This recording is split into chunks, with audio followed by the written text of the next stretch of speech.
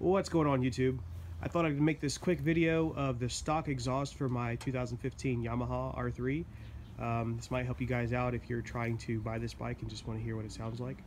I do plan on changing the exhaust later on in the future, but I wanted to give you guys a quick, hopefully a better sound quality video of the stock exhaust on the bike.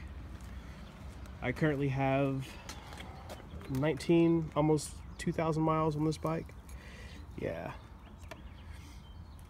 So I guess it is broken in if it makes a difference. It's still quiet, so let's just get to it.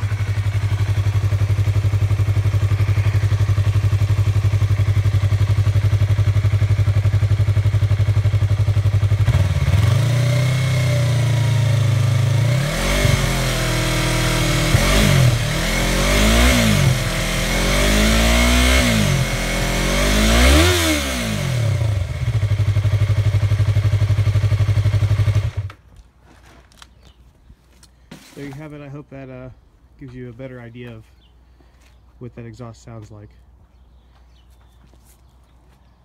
Like the video, let me know what you guys think. Subscribe for more. I will have some more motovlog videos coming out soon. We'll holler at you later.